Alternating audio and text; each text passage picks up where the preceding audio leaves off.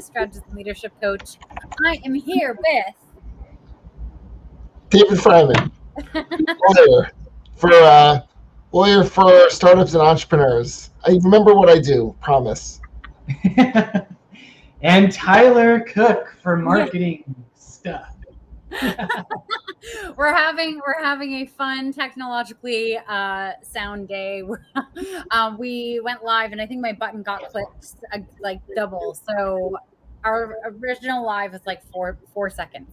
So here we are. Live number 2. Live number 2. So if you haven't been to the show before, this is Biz Lab Live, where we basically pick a business idea out of this jar. We don't know what we're going to get. And real time, we just come up with a business plan and a strategy to scale and to start and to protect ourselves legally and to market it and to get clients. And sometimes we know what we're talking about, and sometimes we have absolutely no experience with the topic that we're talking about, and you just don't know what you're going to get. And it's pretty obvious when we're talking out of our ass. Okay, guys, you want to blow on the jar? With fairy godmother dust. Exactly. Okay. Startup, that's what it was. I still need a bigger jar. I can't actually fit my hand in here. I got 2. Okay, hold on. All right. Are you ready? This is great for you guys with kids. We got lemonade stand. Oh. All right, we're going to go to lemonade stand. The lemonade stand. Lemonade stand. Oh, man. Did you guys ever have a lemonade stand when you were I did not actually as a kid. No? No, I sold chocolates for various things, but did not actually do a lemonade stand. Tyler, how about you?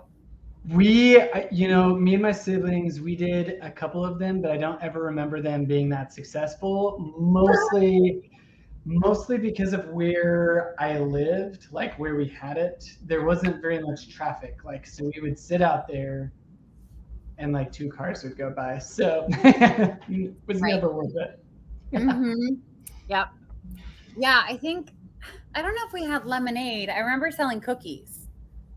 I remember getting so excited and like wanting to bake, and I'm sure I spent way more money on my parents' ingredients or using up my parents' ingredients than we actually made selling cookies. Now, when you were selling these cookies, was it very similar to like the lemonade stand? Like, did you have, the card table at the side of the road with like the just big sheet of paper or whatever? Yeah. Yep. Mm-hmm. Yeah. It's hard because I don't really remember my childhood. Like, I remember snippets, but I don't really remember all of it. I don't know what happened. Katie, I think you touched on a really important thing in business, which is there's a huge advantage of running your business with somebody else paying the costs. Right. That is a great advantage in business. It's hard to do, but if you can move all your costs off somebody else and just keep the profit, you've really hit a gold mine. Practically, it's tough, but if you're a kid and you're really cute and your parents like you, right? We're designing a lemonade stand, so I'd encourage you to really just milk your parents for everything. It's going to give you a huge leg up. Well, okay, so here, let's talk about the actual problem here is that parents, yes, they want their children to be entrepreneurial and to learn how to make money and to, feel proud of something. And also, it can get expensive footing the bill for some of this stuff, right? Like, it would almost make sense to have, a lemonade stand in a box where things are delivered to you once a month so that you can go out and do your lemonade stand and actually do the accounting so that it works out financially. A lemonade stand franchise. Yeah, but it would be like a those chef boxes that you get where you get all the ingredients, but you might get a starter kit, right? And it gives you some tips, like find a well-trafficked area, go at prime time during the day when it's hot and people are thirsty. Go to places, go to areas where people like want a snack or want something to drink, like maybe in front of a dispensary. Who knows? Are you hungry? I love all the stories of the Girl Scouts who like set up selling box of cookies to all these super stoned pot smokers. Yeah. Good. So funny. Yeah, I mean, you could also do like hiking trails, running trails, parks. Yeah. Mm-hmm. Yep. But like the things that you need to supply yourself are a table. Maybe it comes with like a little box for giving change. You could even have a little square reader. Yeah. If you take credit cards. Venmo. Yeah. Venmo would be big. Yeah. But yeah, it would almost, you could have it set up so like there's an app for kids they could have on their little tablet where they get to like keep track of all the money that they're making, how many lemonades they sell. And it could be this whole learning experience where they get to like figure out the math from the back end and see how much money they're making, what percentage profit they're making. And their parents get to really guide them through this entrepreneurial experience. So can we design this? Can we, instead of the actual stand, let's design a lemonade stand franchise. I'm using franchise briefly here, but we're going to provide lemonade stands to kids to their lemonade stand. And we have economies of scale now because we're not buying ingredients, as a one-off, so we get to do it at scale. Yeah. So we get a better deal with our suppliers. Yeah. Mm-hmm. I like that. Yeah. So, I mean, like the Minute Maid lemonade that comes frozen. Yeah. I mean, you could ship that with dry ice, right? Okay, let's say. Probably. Or you could just give them the raw ingredients, like a bottle of lemon juice. The raw ingredients. You sell the raw ingredients. Sugar and some water, and it gives them instructions, like put 2 cups of lemon juice and, 1 cup of this, whatever. I don't really know how to do lemonade either. Do the raw ingredients, because then you can put organic on all of your marketing, right? Yeah. And, who doesn't like that? Yeah, love that. Also, what you can do is, instead of shipping it directly, because people are buying it online anyway, it's not like people are going to the store to buy this. You can maybe facilitate, have your suppliers. So like, you get like a list of links. So you can directly buy. So this way, it's not your supplier shipping it to you, and then you shipping it out. It would just go direct from your suppliers with whatever bulk pricing that you can negotiate. Right. Well, I mean, you could also go through schools and community centers, and you could have a percentage of the profit be a fundraiser for the school or the community center. So like, how kids are always like selling shit to people for their school. And you have wrapping paper, and you have magazines, and you have the book fairs, and chocolates, whatever. I don't know. I think that's a pretty good idea. That's a really good idea. Because now it's not just about the bottom line profit. I have to be honest, I was not confident when we pulled this. I was like, we might need to pull another. Well, so the other thing you could do is, because I would say that if you're kind of giving them this box that says, here's everything you're going to need to be successful, you could also have different versions of that where one is more of a blank slate, right? I'm just thinking if you had like a little stand, and in that little stand, there was like a little banner that you could put up on top. Yeah. It could be, kind of a more fun activity for the parents and kids to actually design the banner versus, hey, you're not very creative, we'll just give you a banner that's kind of already done. So you can kind of sell different subscription boxes based off of what they want their experience to be like too, right? Wow. Well, have you ever seen like that plastic? I'm sure you guys have kids, so like that plastic banner material, but it's also dry erase. Yeah. Mm-hmm. So you give them like a whole bunch of dry erase markers that they could do, and they could really change what they sell every single weekend. You know what? Okay, can we can we broaden this up from just lemonade stands, to be honest? Yeah. So what if we just did like, kid sales topics? Yeah. Because my son is in kindergarten right now. He's in kindergarten, right?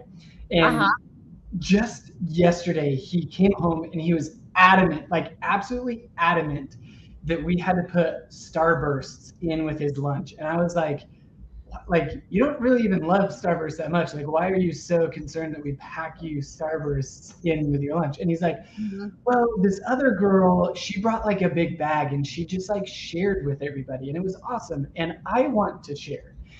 And so I was like, okay, like that's super sweet. Like I will pack you Starburst so you can share. And then the other day was like parents' lunch day or grandparents' lunch day. So I went to lunch with my son and he had Starburst and he went around to a few different classmates and handed them out. But what I was also thinking is I was like, maybe we should go to Costco, buy some suckers, right? Buy some lollipops, and you just sell them for like 25 cents a piece during lunch, right? I mean, theoretically, we could have this subscription box where every month we deliver you a box of lollipops, right? And here's our suggestion on what you should sell this for. And you work a game plan out with your kid to sell that item. And every month it could be something different. You could do suckers, you could do lollipops, you could cookies, you could do lemonade, right? Yeah. And you could do like energy bars. You could do like stuff for kids that play sports. Right. Yeah. Like little like energy juice packs. Yeah. So my kid already does this. She's second grade. She takes stuff that we buy in bulk from Costco, like lollipops, whatever, and then trades them in school that she just stuffs into her bag when no one's paying attention. So yeah, but we can really turn this into a profitable enterprise here. Yeah.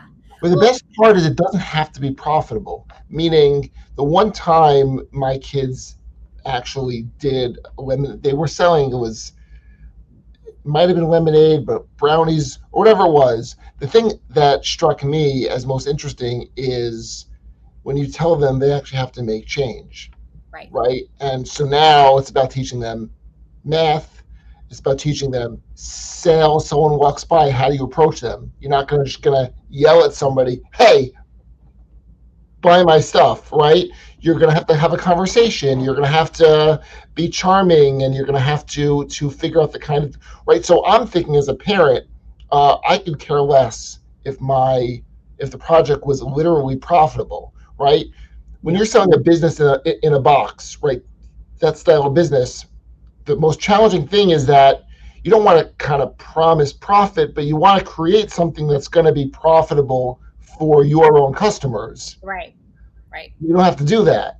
Right. We're selling an experience dressed up in a business. So from a marketing perspective, we're touting not exactly look how you can retire early and quit your full-time job by just selling lemonade out of your driveway.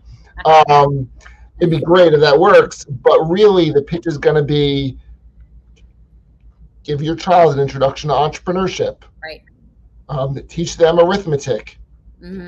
Teach them sales. How do you have a conversation? You turn it into an educational program. Yeah. And you turn it into like a full experience. You can have a leaderboard. You can have a portal where they can interact with each other, and these kids can meet each other. You can run competitions. There's a lot here. Yeah. Well, I'm dying over here.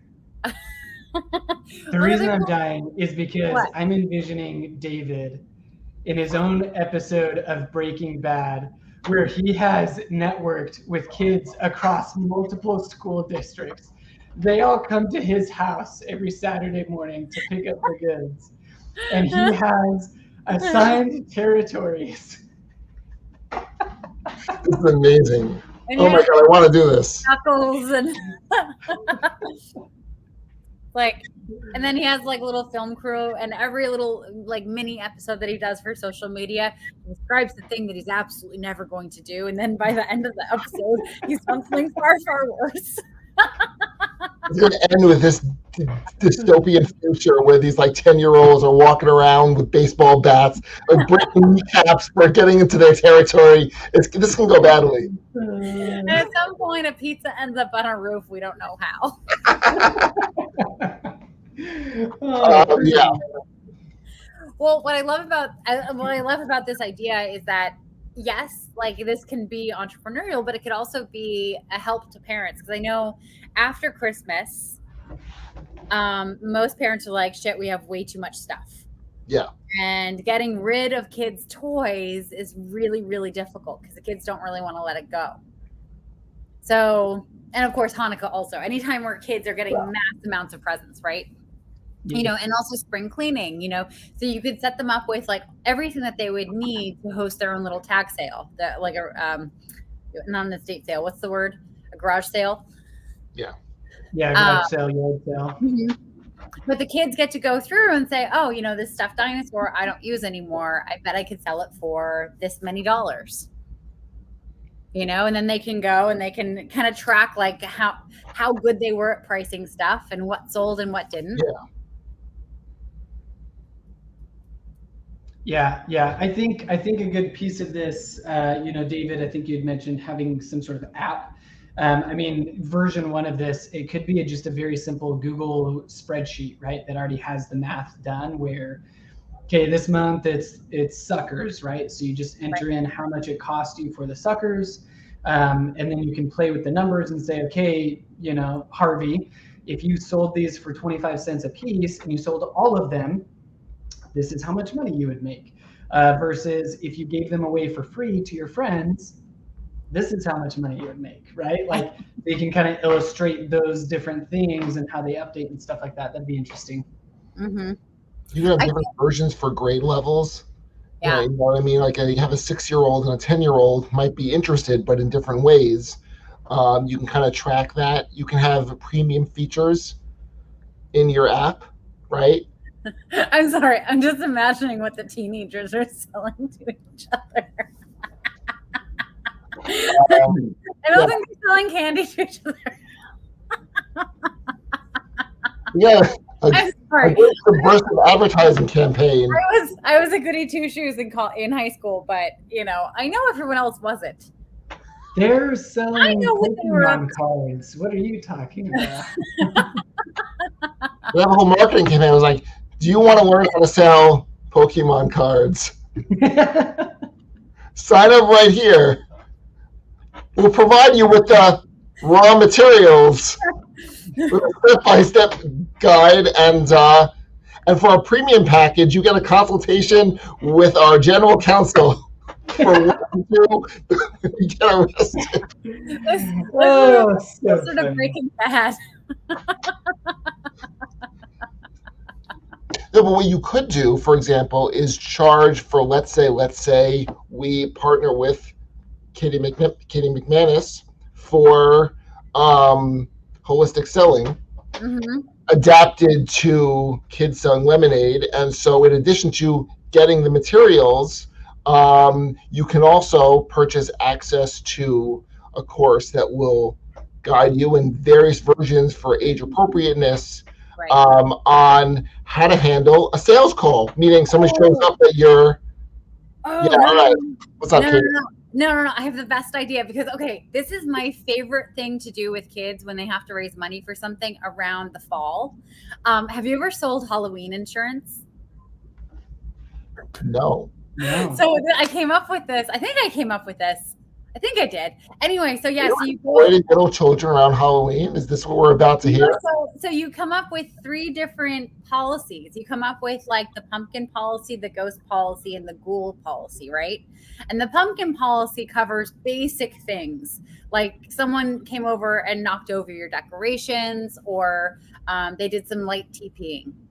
The ghost policy covers more serious things like silly string attacks, and like more extensive TPing. And then the ghoul one covers egging, right? So if anyone does any of those things to your house on Halloween night, the person who sold this policy to you will go and help clean it up. Is that a thing? Well, I did this, and I made so much money for this program that I was raising money for in school. What? Awesome. I went around and I was like, hey, do you want some Halloween insurance? And my neighbors were like, what is Halloween insurance? And I was like, let me tell you. And I went through and I'm like, if any of those things happen, I will come. My number is on the back of the certificate. And you print out these like funny certificates that like, are like, good job trying. And yeah, so and we both signed it, it's like a contract, and I will come and clean up after. But this could be the thing that all kids across in this program get to go and sell in October is Halloween insurance. That would be pretty good. And then you get to teach them about selling it. So this is really a educational program about entrepreneurship. Yeah. And that's the branding. Yeah. Various ways to teach kids about business, which is, student loans is in the news, alternative careers, people rethinking whether they need college education or 4-year college, people looking for alternatives, and we're going to fit right into that. Yeah. Uh-huh. So the pitch is get your kids, teach your kids the basics of entrepreneurship in a fun and entertaining way, with a way for them to network with each other, meet other kids around the country. Mm-hmm. Yep. All right, how do we want to market this, Tyler? You're nailing it. You're nailing it. Yeah. You nailed the value prop, right? The one thing that I would take a step further is making sure that you're connecting it to the benefits for the child, right? Like, you and me, David, as parents, when we're thinking about the type of person that we want our kids to be, but then also like, I want to teach my kids certain skills so that they can go out and be a valuable member of society, right? Like that they can do lots of things and they have the freedom to do what they kind of want to do. And so you can kind of position this way, of, hey, by learning these skills here, your kid is never going to be the one that gets bullied, right? Or if they are getting bullied, they'll know how to stand up for themselves. Right. They'll be the ones that are kind of the leaders of their group because they have these skills instead of following everybody else, right? So it's not that they're going to be popular, it's they're going to have a good amount of character development, and they're going to kind of have that solid foundation that will just like hopefully drastically impact their life in a positive way, right? Right. Well, and let's talk about, the people who are going through high school, going through college, entering the job market now. They don't and I'm making a gross generalization, but there's so many after school activities and extracurriculars and like extra shit that they have to do to get into the right college, right? That they don't have time to get a job. They don't have time to work to get that experience. So they're literally entering the workforce at 21, 22. They don't have any experience in any of this stuff. And yet, I know it sounds silly, but doing something like this early on would at least give them some general understandings as to how businesses work and see what it takes. I have some friends who own a shop. It's really, if you ever go to Cape Cod and you're in Harwichport, Murphy's General Store, they have the most fun merchandise in there and like great souvenir stuff. Anyway, they have a really hard time finding staff in the summer that know how to like sell and be engaging and keep an eye on merchandise, make sure no one's shoplifting. But this kind of experience, doing something like this, would really teach those skills. Yeah, I had awesome parents. I'm going to preface this in case one of them ever watched this. Like, I had awesome parents, like 100% awesome parents.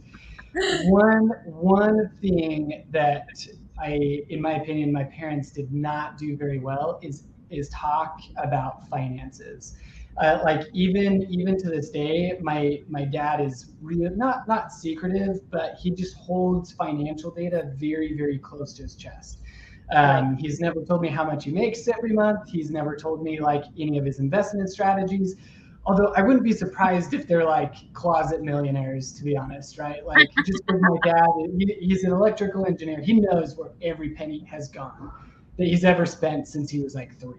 Like, but with that, I developed some really bad financial habits. I mean, they taught me how to balance a checkbook, but who balances their checkbook now? Like you don't necessarily really need to, but starting my own business and things, like I had to learn how to read a profit and loss statement. Like I had to learn all of these financial things, where if I was able to sit down with Harvey, like because it impacted my life so negatively.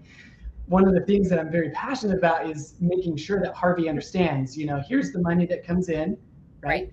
Here's where that money goes, and this is how much you have left over. It sounds really simple, but like, so I'm turning 30 this month. It wasn't until I was like 27 that I realized, oh, I'm just paying my minimum balance on my credit card, but my interest is outweighing my minimum balance. Right. That's why I haven't been able to pay this down. I was freaking 27 before that clicked. Right? Yeah. And so it's like this subscription box really could solve some of those things really, really early on, where those things click. This cost me this much. This is how much money I have available. If I do these actions, I can get this much money back, and then I can reinvest that or have freedom to spend in other areas. Right. Well, Tyler, I mean, it sounds like it's going to start off with like small little like lemonade stands and little businesses too, but it can evolve as kids grow older into a financial literacy program. Where they're taught exactly how money works, exactly how credit works. Yeah. But it's made fun in a way that like is engaging and they actually want to interact. Like maybe there's like a board game or a video game that goes with it that teaches these things. And maybe kids become passionate enough that they actually start their own thing. I don't know who posted this a while ago, but I had a good laugh about it, where this family they have their kids run it, but the parents are obviously involved. It's one of those like giant inflatable companies. I saw that. Yes. Where the son just like read through the financials and ordered a new like bounce house on his own. For just like $1,000, like grabbed his parents' credit card. So just, okay, Tyler and I are having like an inside joke for a moment. Okay, so the parents bought a bounce house for the kids, and the kids basically had to manage renting it out every weekend. So they would get phone calls, they would register, they would put it in the reservation book, they would coordinate with the parents to go and deliver it and pump it up and then go and shut it down and bring it back. They would deal with any maintenance, so any holes that happened, they patch them and blah, blah, blah, blah. And it was so successful and they made so much money that one of the kids realized, okay, well, another bounce house is just $1,000 more. And we have like $2,000 in the bank, and we can make this much more money every month if we just bought another bounce house. So he just grabbed his dad's credit card and purchased it and doubled the business. By the way, the point I made earlier, which is that if you can get someone else to foot the costs of your business, you will make a fortune. Full circle. Oh man, I mean, the ultimate OBM. What? Yeah, right. I think so. We have a marketing plan. We have a content plan, like the product developed. We basically know our partners that we're going through. I also think that we could partner up with banks so that they could like do a special like walkthrough of setting up a bank account for these little businesses by these kids. Sponsor. Like we could have, for example, our app interface with a bank, Mhm. and we can pitch it to banks and offer them exclusivity, Right. which will help us too on the back end. Right. We go to a bank and say, give us some cut of something, Right. and in exchange, you get access to this entire user base. All these kids are going to be opening up accounts. Right. I can tell you, I opened up a bank account for my daughter because she actually made a counter offer to the Tooth Fairy. It's one of my proudest moments. She got $2 from the Tooth Fairy. She rejected it, and she demanded $100 because she's amazing and she brushes her teeth and her hair is great. She had a whole list. She wrote a letter to the Tooth Fairy for her counter offer of $100. So you get that letter. Obviously, I have to give her $100, right? Because she negotiated with the Tooth Fairy. But she has to open a bank account, and she was enthralled. And she wants to know how can she get money in her bank account. Right. Put money in, and so go through the really basics that would appeal to a kid like my daughter. Oh yeah. That would really appeal. But the other cool thing about this is banks are going to see that and they're like, cool, we're going to have a lifelong client. Yeah. Like that kid who opens a bank account with us, they're going to have good feelings towards us. We're going to be the first lender they approach if they are, getting a car loan, if they are getting a home loan, all these things. I would say for my business, I opened up an account with a bank when I started my business. But my personal banking, I had the same bank account I had as a child that was retitled in my name when I turned 18, I guess. But it was open for me as a kid. That's the only account I've ever used. I have the inertia you would need to change your personal banking. Chase got a lifelong client, unless they do something really terrible, there's going to be a huge burden for me to leave them for my personal accounting. And if the whole pitch is teach your kids entrepreneurship, one thing they're all going to do is open bank accounts. I would think banks would love that. Yeah. Mm-hmm. Yeah. I think this is a great idea. I think this is epic. Yeah. If anyone in the comments wants to run with this idea, I'm happy to consult on this. Well, you could do a quarterly box. Yeah. You can have your setup box. It has all the stuff for the stand and the sign and all the things. And you could also do quarterly boxes. So every quarter you're getting something seasonal, right? Because lemonade in January when it's really cold out, not the best. So it would be hot chocolate in January. It would be lemonade in July. Yeah.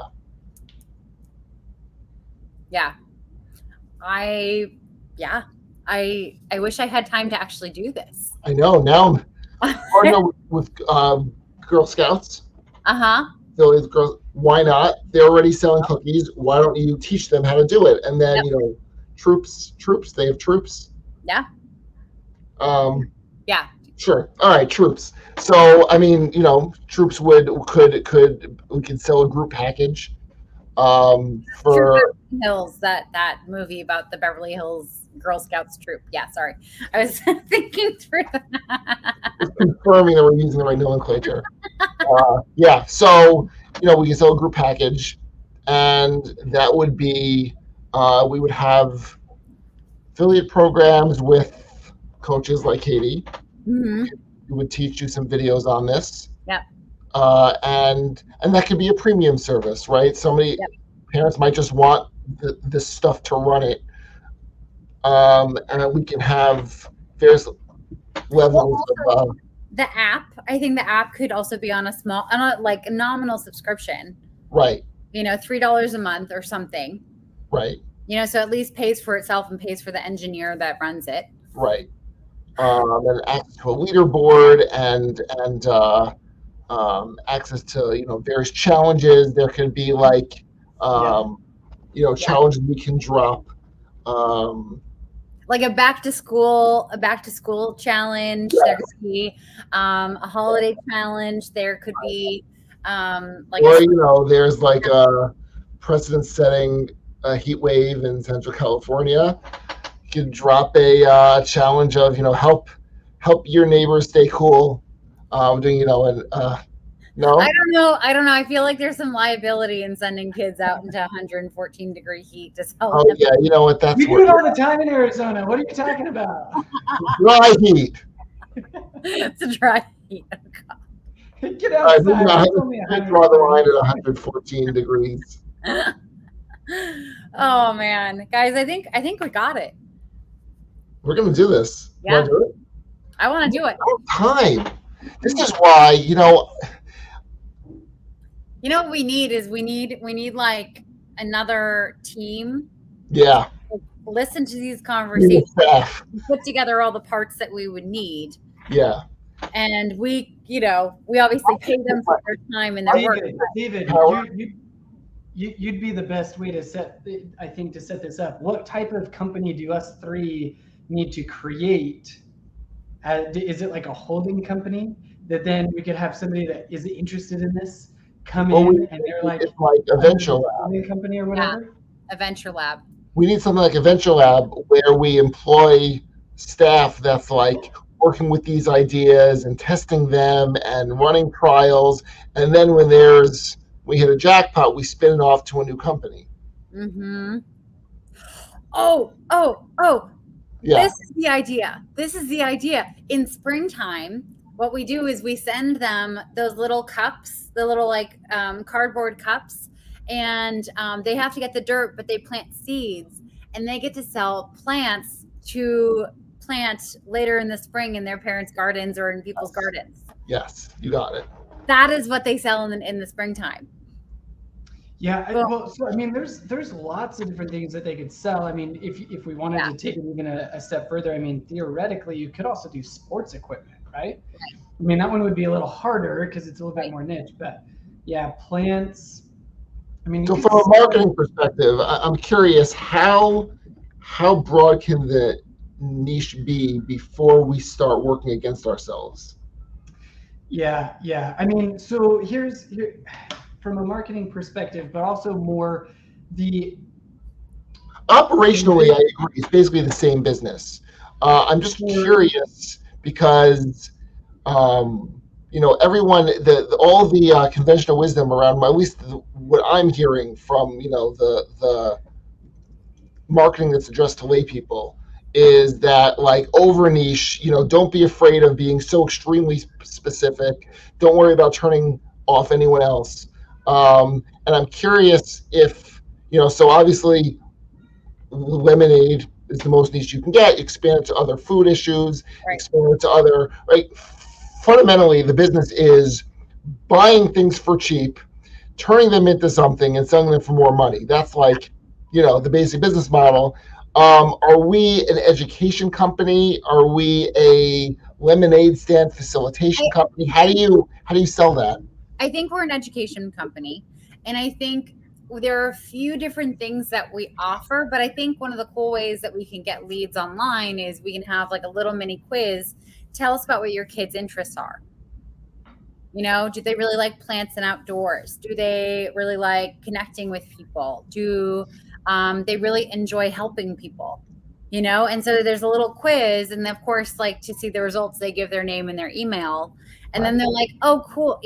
Based on the results, it's like, oh, cool. Your kids really like connecting with folks, meeting new people. The lemonade stand option is going to be great for you. Oh, your kid's quieter and likes nature. Cool. Like, what about the plant selling model or whatever?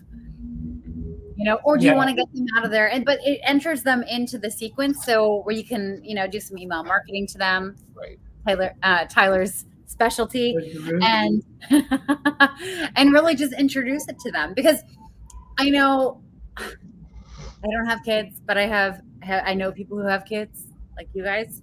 If your kid's really shy and you want them to feel more comfortable socially, something like this could really get them out of their corner and interacting with people in a different way.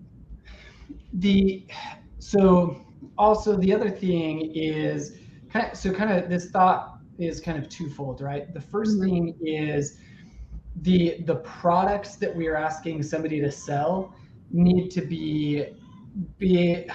need to attract masses, right? Like where you're basically teaching somebody to buy something in bulk and resell it for a markup to make your profit, right? So that's where lemonade comes in and different drinks like that, like hot chocolate. I mean, right. Afternoon coffee, sit outside somebody's office, wait for everybody to leave or whatever. Candy bars, baked goods, things like that. Right. Those are low cost. You can buy them in bulk, but you can distribute them to the masses.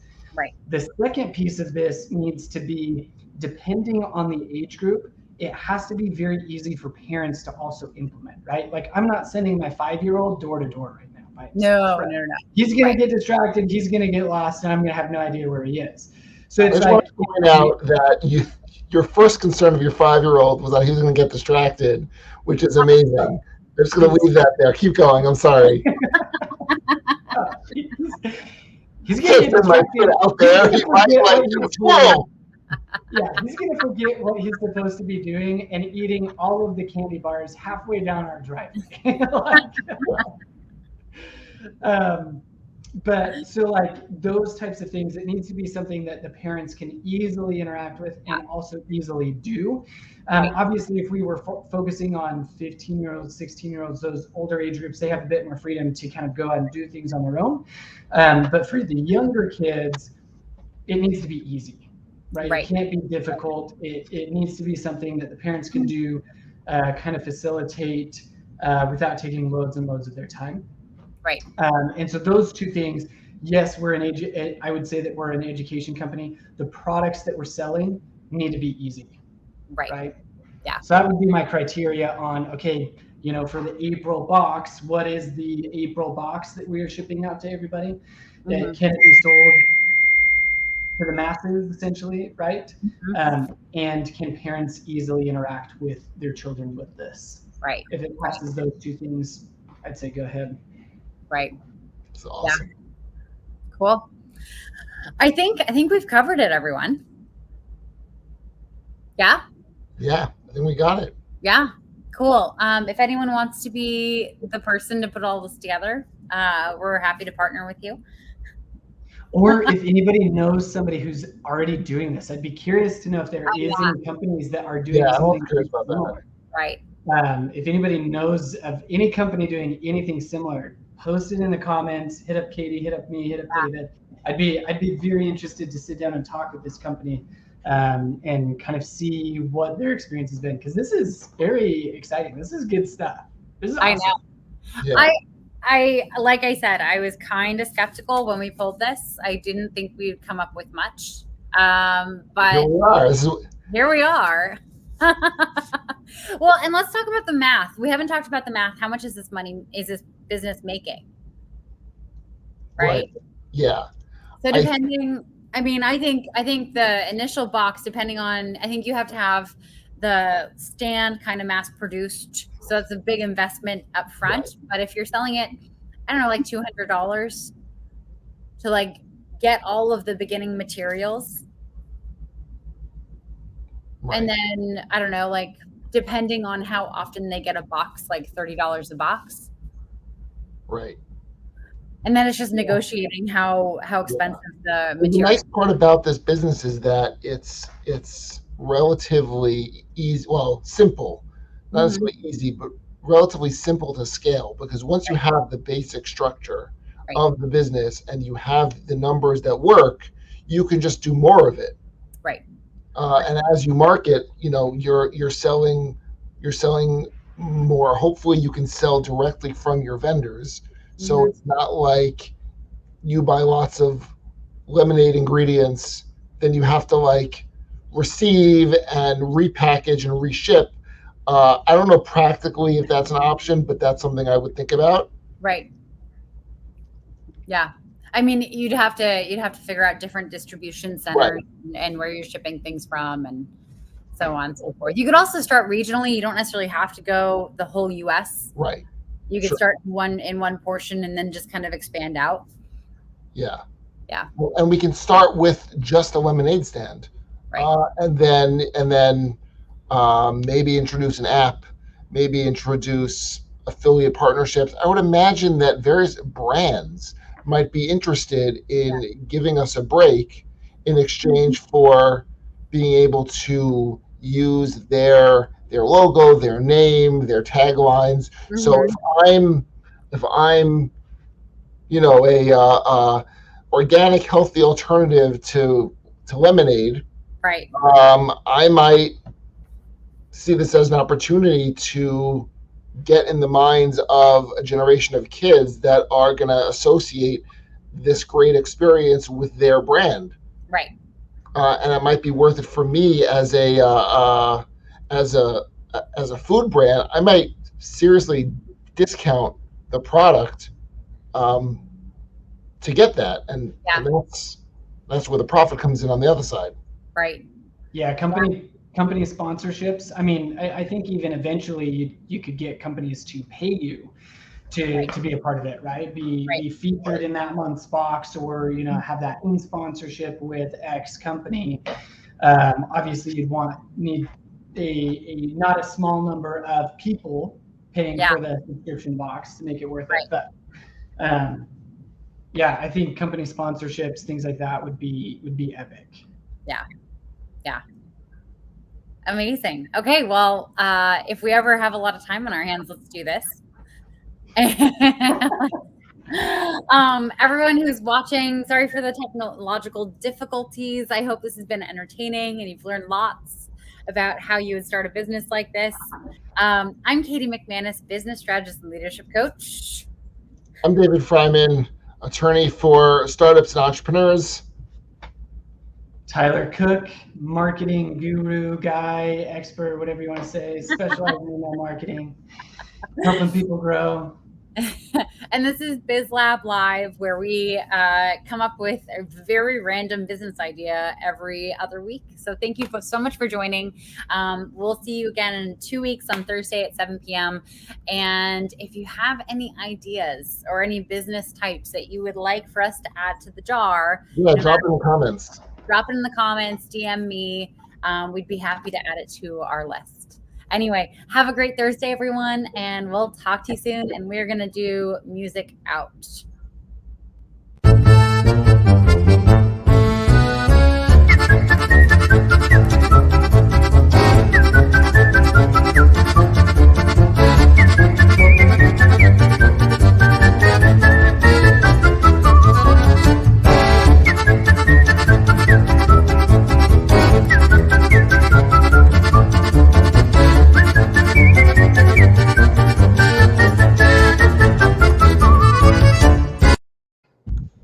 Okay, cool. That was awesome. That was great.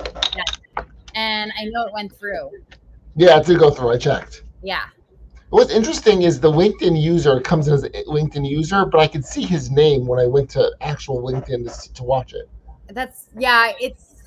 It's their privacy setting for people outside. Right. I don't know. It's weird. That's awesome. I gotta say, the one time where I've been envious of my client is I have a client who this is his adventure lab. His entire business is he has a team and he just comes up with ideas like this, and he has a team that goes to town, puts together a business. It's a lot of upfront capital because there's no underlying business. It's just I have a bunch of ideas, there's some synergies, bring a bunch of smart people together, and then when they hit a jackpot, you spin it off, you keep a cut of the business, and they go on their merry way, and you do it again. Yeah. I mean, David, this is why I play the lottery. What do you think I'm going to do when I win the lottery? I'm going to do that. This is you're going to do? Yeah. Why do you have to wait to win the lottery? Huh? Why do you have to wait to win the lottery? Well, the upfront capital. Investors? Yeah, that's true. If you sell it well enough, you get people to pay for it. Oh. Using other people's money. Other people's money. That's what my venture is going to be called. Other people's money. There you go. It's almost like there's an entire industry about getting other people to pay for your ventures. Why do they call it venture capital? Oh, good point. Good point. Okay. Oh my gosh. I vaguely remember there was a Shark Tank episode. It wasn't this idea, but it was something similar. I have to like rack my memory here, but I vaguely remember that there was like it was something about educating kids. I don't remember exactly what it was for, but it had this feel. Right.